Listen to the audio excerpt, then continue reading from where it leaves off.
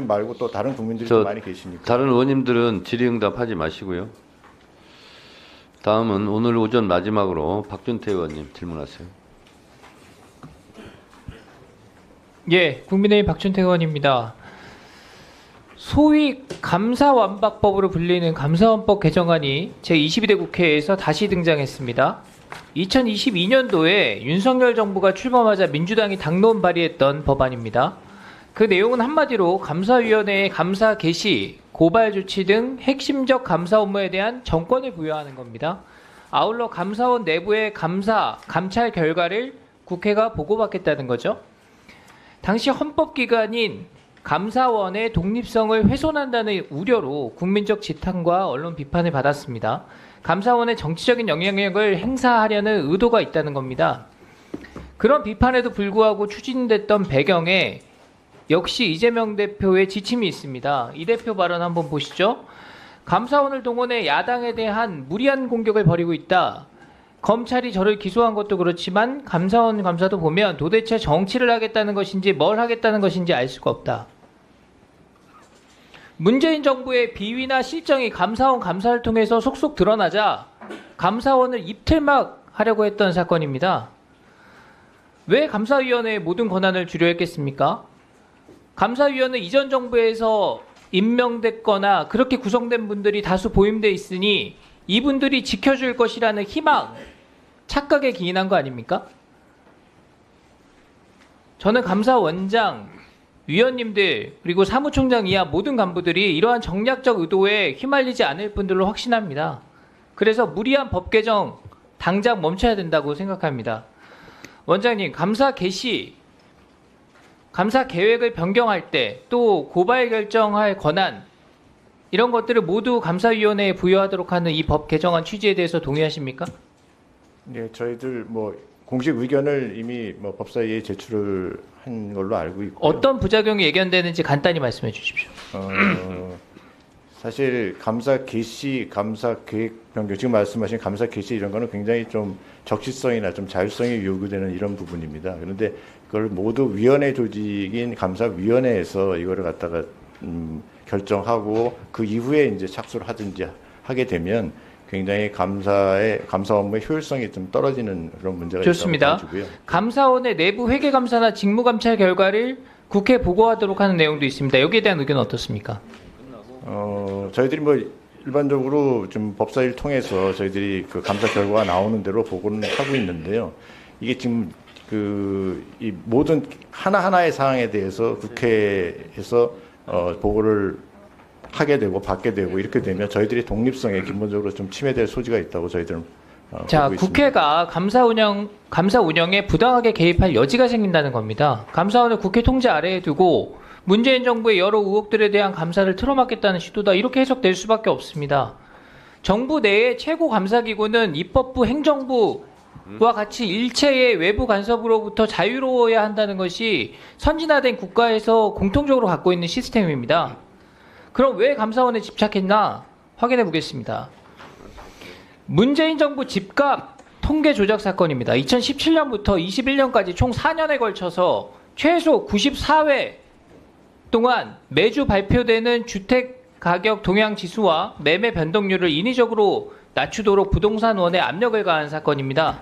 이것이 감사원 감사를 통해 밝혀졌습니다. 당시 문재인 청와대가 주중치보다 확정치가 높게 나오면 그 사유를 규명해라 이렇게 부동산원에 압박을 가한 겁니다. 정책을 엉망으로 해놓고서 통계 작성하는 사람들한테 갑질난 거예요.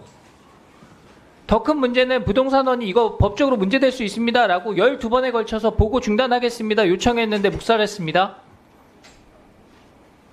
결국 감사원 감사를 통해서 김수현 전 청와대 실장, 김현미 국토부 장관을 포함한 22명에 대해서 통계법 위반, 직권남용 업무방해 등으로 검찰 수사 의뢰했고 검찰에서 11명의 고위직에 대해서 기소를 했습니다. 이 통계 믿고 내 집 마련 보류했던 청년 세대, 서민들 집값 폭등하면서 피눈물 흘렸습니다. 집값 오르니까 물가도 오르는데 이렇게 조작된 정부 통계 믿고 집 못 샀던 사람들 자산도 하나도 없고 빈털털이 돼서 생활비까지 걱정할 위기에 놓였습니다. 집값 통계 조작 정권 핵심에서 주도한 국가범죄입니다. 감사원이 제대로 밝혀내지 못했다면 그대로 묻혔을 거예요. 자, 다음 장. 서해 공무원 피살 사건입니다. 4년 전에 해수부 소속 공무원 이대준 씨가 서해 연평도 인근에서 실종된 후에 북한군한테 피살되고 시신까지 해상에서 소각됐던 사건입니다. 자, 당시 문재인 정부가 이 씨가 자진해서 월북한 거고 그렇게 조작하기 위해서 증거를 은폐하거나 왜곡했는데 그 사실 역시 감사원 결과로 드러났습니다. 북한 눈치 보다가 우리 국민이 그렇게 억울한 죽음을 당했는데 그걸 은폐한다고요? 자, 이거 감사원에서 조사하려고 하니까 문재인 전 대통령께 서면 조사 요청했습니다. 안 하셨어요. 대단히 무례하다. 이렇게 답변했습니다. 다음. 신재생에너지 관련 감사입니다. 자, 감사원의 면밀한 감사로 공직기강을 확립할 수 있었던 우수 사례다 이렇게 꼽히고 있습니다. 자, 문재인 정부 시절에 추진했던 신재생에너지 사업이 총체적인 권력형 비리로 확인된 겁니다. 자, 온실가스 감축 40% 맞추기 위해서 사업성 검토도 제대로 안 하고 무리하게 강행되고 대규모 태양광 사업 추진 과정에서 특혜, 허가, 불법 사안들 만연했는데 이런 이권 카르텔들 전부 다 드러났습니다. 공직자 7명, 민간 사업자 40명 뭐 등등 해서 49명 고발 조치됐습니다. 자, 아까 장도겸 의원님 말씀하신 사례 홍남기 경제부총리 국가 채무 비율 조작 사건입니다. 자, 이 정도 하겠습니다.